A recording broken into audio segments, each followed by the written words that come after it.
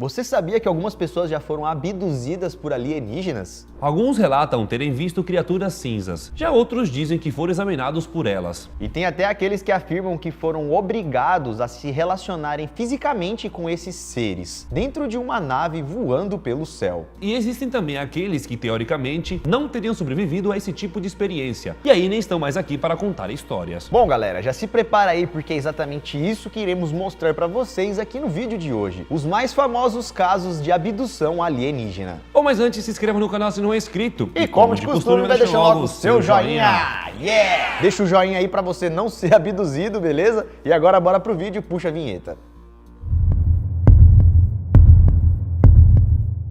Fala galera, beleza? Bom, eu sou o Lucas Abduzido Marques. Opa, galera, eu sou o Daniel ET Cirurgião Molo. E não sei se vocês sabem, mas existem vários tipos de contatos alienígenas. Alguns são apenas avistamentos de clarões ou coisas estranhas no céu. Mas existem os mais profundos e assustadores, como as famosas abduções. Pessoas que simplesmente são retiradas aqui da Terra e vão para alguma nave ou algum lugar totalmente desconhecido. E obviamente que ao voltar, se voltar, essas pessoas contaram suas histórias. E além das histórias contadas, foram encontrados também algumas marcas ou até mesmo objetos no corpo dessas vítimas. Então agora chega de enrolação e vamos conhecer esses casos. Caso Travis Walton. No dia 5 de novembro de 75, o americano Travis Walton, que tinha 18 anos, estava voltando do trabalho na Floresta Nacional de Apache Sitgreaves, no Arizona, Estados Unidos. Ele e mais 6 colegas estavam podando as árvores para o serviço florestal. E quando chegou mais ou menos 6 horas da tarde, eles começaram a se preparar para ir embora, para voltar para casa. Porém, no meio do caminho, algo bem bizarro aconteceu. Eles viram uma luz muito forte vindo do céu, e em seguida um objeto voador não identificado ficou sobrevoando bem perto deles. Segundo Travis e seus colegas, o objeto tinha um formato de disco, com mais ou menos 2,5 metros de altura e 6 metros de comprimento. Nessa altura, todos estavam chocados com o que estavam vendo, e ignorando os avisos dos amigos, Travis saiu da caminhonete em que estava, e foi andando em direção ao objeto. Porém, todos contam que logo em seguida ele foi atingido por uma luz, como se fosse uma descarga elétrica, e caiu no chão. E olha só o que os amigos de Travis fez, galera. Ao invés de ajudar o cara que estava caído no chão, a galera ficou com medo, assustado, saiu correndo e vazou, deixou o cara lá no chão. Com medo então, galera, os amigos abandonaram Travis, mas depois de uma longa discussão entre eles, se arrependeram e voltaram para buscar o amigo Travis. Porém, galera, já era tarde demais, porque quando eles voltaram, obviamente, né, uma história de abdução, Travis não estava mais lá. Ele havia desaparecido. Então eles chamaram a polícia e logo começaram as buscas pelo paradeiro de Travis. Porém, infelizmente, nenhuma pista foi encontrada. Eles ficaram procurando por vários dias, galera, até que 5 dias depois, o telefone da irmã de Travis tocou e quem estava na linha era o próprio Travis. Travis, galera, ligou para a irmã desesperado, pedindo para que alguém resgatasse ele. Naquela altura, então, Travis já tinha sido devolvido pelos alienígenas e foi encontrado dentro de uma cabine telefônica, totalmente desnorteado e também sem nem conseguir falar direito. Ele ficou nesse estado de choque por vários dias, somente alguns dias depois que ele conseguiu contar o que realmente tinha acontecido com ele. Ele contou então que depois do clarão de luz, só lembra de acordar em uma maca, com 3 seres meio alienígenas e meio humanoides olhando para ele. Ele conta que esses seres tinham braços, pernas e mãos iguais de uma pessoa normal. Porém, eles eram diferentes, eles tinham uma pele muito pálida, um olho muito escuro, como se fosse de fato um ser de um outro planeta. Ele continuou contando que em um determinado momento, ele pulou da cama para tentar fugir e saiu correndo por um longo corredor. E a última coisa que ele se lembra foi de uma máscara cobrindo a sua boca e o seu nariz. E depois disso, ele simplesmente apagou, só acordando ali no acostamento da estrada. Foram feitos vários testes depois disso, e não parecia que ele estava mentindo. E esse, galera, é considerado o caso de abdução mais bem documentado da história. Mas esse caso ainda gera muitas controvérsias, porque os únicos registros que temos são os depoimentos de Travis e de seus amigos. Mas mesmo tendo apenas esses relatos, os 6 depoimentos passaram por teste do polígrafo, aquele detector de mentiras, e o detector não detectou nenhuma mentira. Todos os depoimentos passaram no teste. O caso brasileiro de Vilas Boas.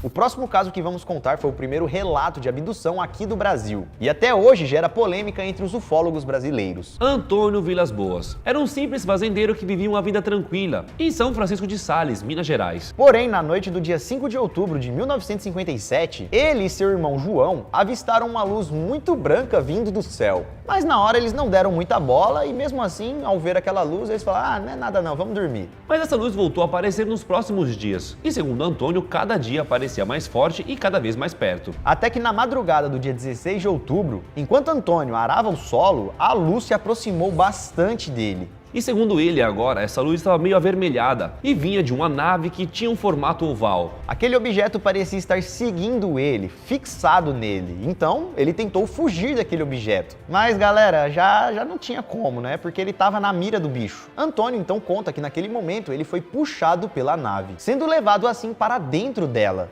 Lá dentro, segundo Antônio, os seres que ele encontrou eram mais baixos que ele. Usavam uma espécie de macacão cinza, um capacete e falavam uma língua que ele nunca tinha ouvido. A nave, galera, ele disse que era toda feita de metal e que os seres lá dentro eram bem cuidadosos com ele. Eles não queriam machucar Antônio. A princípio, né? Mas mesmo assim, Antônio conta que quando ele percebeu, ele estava completamente sem roupa. A princípio, os aliens não queriam machucar Antônio, mas começaram a retirar um pouco do seu sangue por um tubo colocado no queixo. Imagina o desespero, mano. Você tá num lugar estranho, pelado, um tubo no queixo tirando sangue. Mas calma que a história vai piorar ainda mais agora. Depois disso, Antônio teria sido meio que obrigado a ter relações com um alienígena. Meu Deus do céu, mano. Isso aqui parece um pesadelo, velho, de verdade. Antônio relatou então que depois de um tempo ali naquela sala, uma alienígena nua entrou para fazer companhia com ele, ou fazer mais coisas, né? Como vocês viram aí. A alienígena tinha pele pálida, cabelos esbranquiçados, pelos vermelhos nas axilas. E aí, quando ele entrou na sala, fecharam as portas e o negócio rolou. Segundo Antônio, né? E aí, depois então que a alienígena pegou ele à força, ele foi simplesmente deixado em sua fazenda de volta. E aí, alguns meses depois do ocorrido... Chegou a alienígena. É isso que eu Aqui falo, seu filho! Eu pensei nisso também. Brincadeira. Brincadeira, depois de alguns meses, ele foi ao médico fazer alguns exames de rotina. E aí o médico, ao analisar ele, percebeu que ele tinha duas estranhas manchas debaixo do queixo, que pareciam ter sido causadas por pequenas lesões. E essa mancha teria sido causada por aquele cano que retirou o sangue dele do queixo, no dia que ele foi abduzido. Apesar da história ser bem complexa, ter vários detalhes até mesmo de como eram os alienígenas e tudo mais, o depoimento de Antônio e essas marcas no queixo dele são as únicas provas que existem desse caso. E no mundo afora existem muitas pessoas que acreditam nessa história e muitas outras que acham que é mentira. E você, qual é a sua opinião a respeito dessa história? Deixa aqui nos comentários.